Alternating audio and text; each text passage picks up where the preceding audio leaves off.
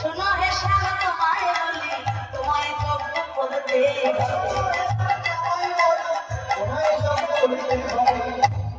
তারা যদি শ্রীরামচন্দ্র অযোধ্যার রাম সিংহাসনে যখন তিনি বসেছিলেন তার আগে কত দুঃখ কত কষ্ট কত বেদনা ছিল।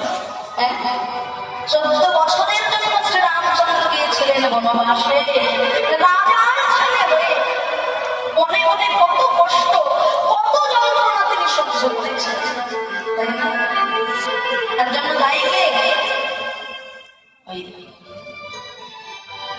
কইকেই মা যদি না থাকতো তাহলে কি রামচন্দ্রকে এত কষ্ট পেতে হতো?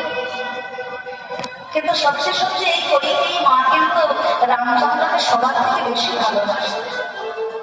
কিন্তু বলে না জীবনের সঙ্গটা যদি সঠিক না থাকে বাবা তাহলে সব সঙ্গে সর্বনাশ।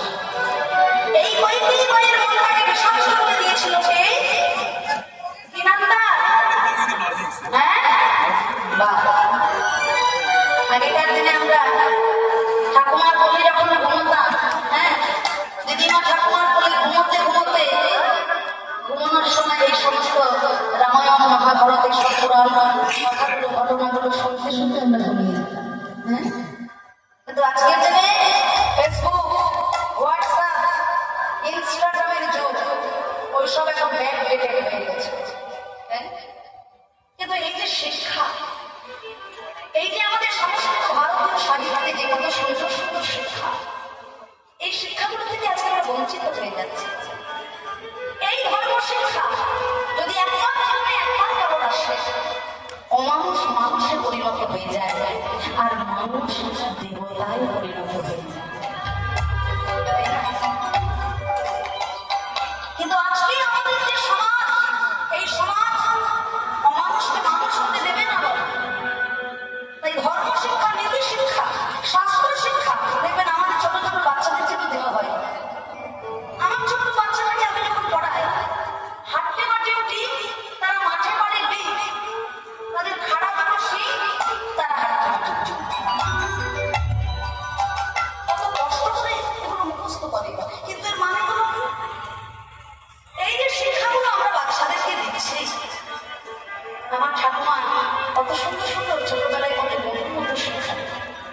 রামকাল করে নাই সম্পদ হরণ, কোকিল করে নিকালে ধর্ম ধরণ, কাকের কঠোর রহবেশ লাগে কানে, কোকিল অখিল প্রিয় সমধর গানে, গুণময় হইলে মান সব গুণহীনে সমাদর কোনো খালে না।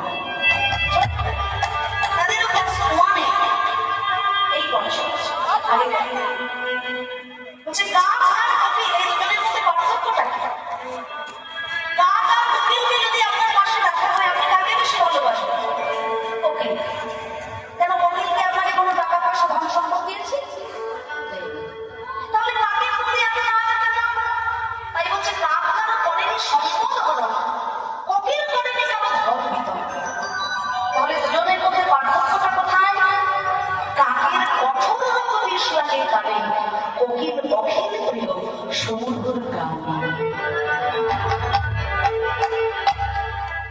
মানুষটা যেমন হোক না কেন মুখের মিষ্ট ভাষাটাই বলে দেবে তোমার ব্যবহারই তোমার জীবনে। যার মিষ্টি ব্যবহার, কথাটা সুন্দর, তাকে তো মানুষ বেশি ভালোবাসবে। এই শিক্ষা আমার ঠাকুমার আমলে তোমাদের শিক্ষা। কিন্তু আজকের সমাজ মানুষকে মানুষ হতে দেবে না। আর স্বাস্থ্য শিক্ষা যতক্ষণ না পাবো এ জগতে মানুষ মানুষ থাকবে না। মানুষকে মান আর ঘুষ দিতে গেলে যা প্রয়োজন তা হলো স্বাস্থ্য শিক্ষা, নীতি শিক্ষা, ধর্ম শিক্ষা। ধর্ম হলো সমাজের মেরুদণ্ড। এই ধর্ম যদি না থাকে বাবা সমাজ কখনো উঠে না। আজকে এই বন্ধুরা যখন পরামর্শটা দিল এই মা যদি না শুনছেন সোনার সংসারটা তার ভেঙে দিয়েছে। এখান থেকে আমাদের শিক্ষা নিতে একটা সংসার ভেঙে যেতে বেশিক্ষণ সময় লাগে, কিন্তু দেখবেন জুড়ে রাখতে সারাটা জীবন স্যাক্রিফাইস করছে। আগেকার দিনে আমার মায়েদের একটু ভেবে দেখবেন, ভোরবেলা উঠে যখন ঘর ঝাড় দিতেন, তাদের উঠোনটা ঝাড় দেওয়ার পরে গ্রামের যে সরু রাস্তাটা ছিল যতটা পারতেন একটু পরিষ্কার করে দিতেন। কেন? রাস্তাটা তো আমার না, পরিষ্কার করলাম কেন না, আমার ওই রাস্তাটা আমাদের সবার গ্রামের, এখান থেকে আমরা সবাই চলাচল করি। এই যে ভালোবাসা, এই যে আন্তরিকতা, আজকের দিনে সকালবেলা বড় যা ঘুম থেকে উঠে তার বাড়ির যত ময়লা আবর্জনা সব ওই ছোট জায়ের বাড়ির ধুয়ে ফেলে। ছোট যা আবার ঘুম থেকে উঠে তো বেড়ে পোড়া মুখে, আমার সঙ্গে চালাকি, আমার বাবার ওই আছে, আমার বাবার ওই আছে, তার বাড়ির 4 ডবল আবর্জনা নিয়ে বড় জায়ের বাড়ি থেকে এই ঠেলা ঠেলি হলো আমাদের সংসার। ও মা, বলি তোমাদের এদিকে ওরকম কেউ নেই? মায়ের আবার রাগ করে উঠে চলে যাচ্ছে নাকি? না না, শোনো, আমাদের দিকে গল্প, তোমাদের দিকে সবাই ভালোবাসে। যাও 2-4 জন আছে, উঠে চলে গেলে মুশকিল হয়ে যাবে। তাই এই যে সমাজ, আমরা আসল সত্যকে ভুলে গেছি, আর সেই আসল সত্য হলো বহু রূপে সম্মুখে তোমার ছাড়ি জীবে প্রেম করে যেই জন, সেই জন শুনছে তখনকার দিনে একজন মায়ের 7টা ছেলে, 8টা ছেলে, 10টা ছেলে একসঙ্গে তারা রান্না বান্না করছে, এক হাড়িতে খাওয়া দাওয়া হচ্ছে, একসঙ্গে তারা চলাফেরা করে। হ্যাঁ, ঝগড়া কি তাদের হতো না? আবার তাদের ভালোবাসা। কিন্তু আজকের দিনে 8টা-10টা ছেলে তো দূরের থাক, দুটো ভাই পরস্পর মিলেমিশে থাকতে পারে। মিলেমিশে থাকা তো দূরের কথা, হাড়ি তো আলাদা হয়।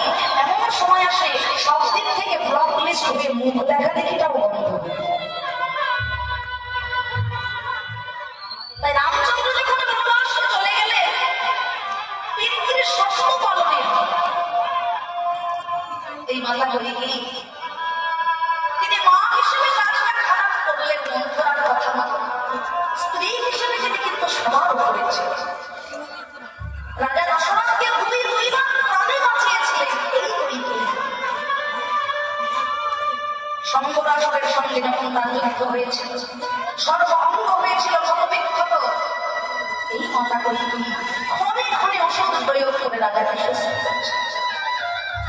আর রাজার মুখের ডগায় একটা বিষাক্ত ফোড়া হচ্ছে, কোন ওষুধে সেই ফোড়া সরানো যাচ্ছে?